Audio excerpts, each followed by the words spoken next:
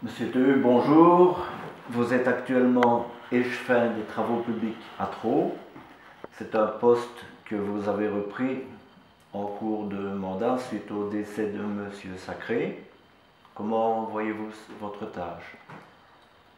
Disons qu'au départ, je l'appréhendais énormément dans la mesure où je n'avais pas de formation universitaire qui aurait pu me conduire d'office dans le service des travaux, ce que je n'ai pas pu faire.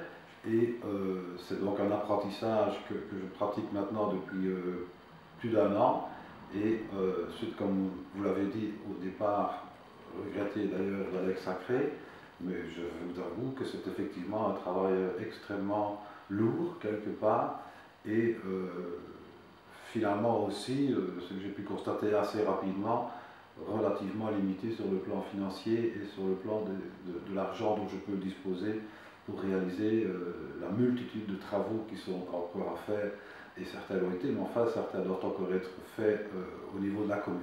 Je ne vais pas vous les citer, c'est pas qu'il y en ait trop, mais enfin je veux dire que je vois très bien ceux qui devraient être faits en priorité.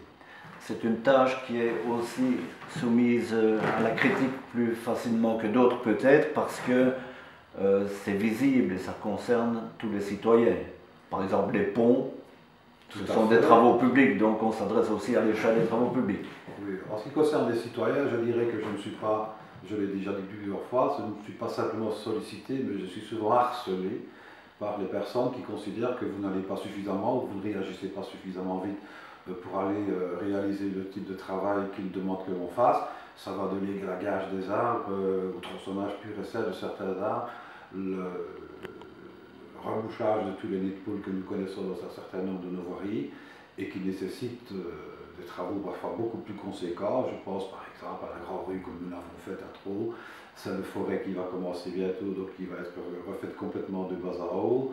Vous venez de citer le pont, ben oui, évidemment, mais il a fallu aussi envisager rapidement le remplacement du pont par un nouveau, que nous avons décidé finalement d'acheter, puisque ça ne servait à rien de payer une mensualité importante, que maintenant nous allons, grâce au subside du ministère de la Région Wallonne, pouvoir acquérir définitivement. Les travaux d'aménagement, puisqu'on parle du pont de la Brouque pour le moment, les travaux d'aménagement sont prévus à plus ou moins brève ou longue échéance? Les travaux sont prévus à courte échéance. Je pense que vous imaginez, enfin vous parlez de la montée sur le pont, je présume. Je parle de la montée ainsi que de la passerelle pour les piétons dont on a parlé. Donc, tout ça est prévu, donc nous avons la garantie du ministre Furlan, pour ne pas citer, de la subsidiation à plus de 60%, donc c'est pas négligeable. Et en ce qui concerne les riverains qui sont de part et d'autre du pont, là nous avons prévu un allongement des montées sur le pont, parce qu'il est vrai que ce n'est pas suffisamment plat, si je peux dire, pour permettre aux riverains de monter sans aucun problème pour ne pas abîmer leur voiture. Bon, on est en période électorale, vous êtes bien entendu candidat, vous êtes même tête de liste sur la liste MR, c'est bien ça? Je ne me trompe pas. Oui, tout à fait. Imaginons que vous soyez élu et que vous soyez à nouveau amené à occuper le poste des travaux publics, des chevillards. Est-ce que ça vous ferait plaisir, ça vous arrangerait, ça vous ferait peur?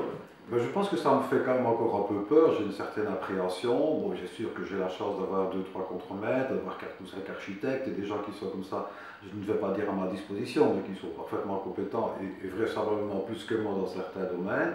Je pense à celui des voiries, bon, ce sont quand même des gens qui ont fait des études ad hoc, ce qui n'était pas évidemment mon cas.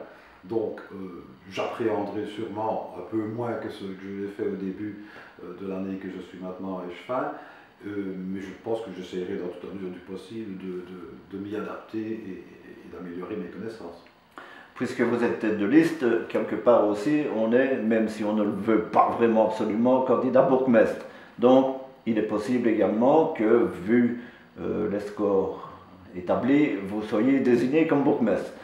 Si tel était le cas, qu'est-ce que vous estimez qu'il faudrait, quelles seraient vos priorités ou vos grands axes personnels de travail? En fait, je vous répondrai de suite. que je ne souhaite pas être bourgmestre, ça c'est clair. D'accord. Maintenant, Ouais. imaginons Imaginons. l'hypothèse que ce serait quand même le cas, Oui. et je n'essayerai pas d'imiter qui que ce soit, et je dirais même, en étant très gentil, qu'elle était inimitable, et que donc maintenant elle ne figure plus sur la liste, ça n'a strictement rien à voir. Si c'est moi, c'est moi, si c'est un autre, c'est un autre. Ah, et c'est théoriquement un autre qui est prévu. Mais si c'est vous. Je lui souhaite. Maintenant, si c'est moi, bah, je ferai d'abord un cadastre de tout ce qui est à faire, et pas exclusivement, bien évidemment, aux travaux. Quand vous êtes bourgmestre, vous êtes un peu patron de tout. Et c'est clair que je suivrai quelque part un peu la voie de ce qui a déjà été indiqué jusqu'à présent, et de faire un maximum de choses pour les citoyens, qu'il faudra les impliquer également. Et bref, il faudra faire tout ce qu'il faut faire, et tout ce qui a été fait jusqu'à présent, et le perpétuer. D'accord. Maintenant, pour clôturer cet entretien pour lequel je vous remercie, merci aussi. Je ne vous demande pas de détailler tout le programme de votre parti, de votre formation l'EMR, mais simplement en quelques mots, dites-nous pourquoi, ou dites plutôt aux électeurs, qui sont de plus en plus nombreux sur ce blog, dites-leur pourquoi ils devraient voter pour l'EMR ou pour vous.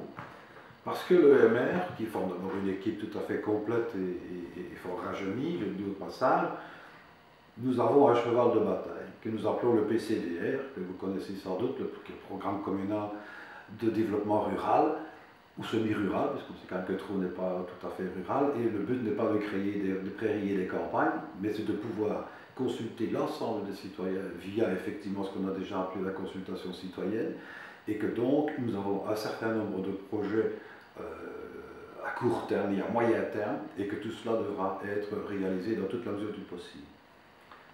C'est bien, je vous remercie. Je vous remercie aussi.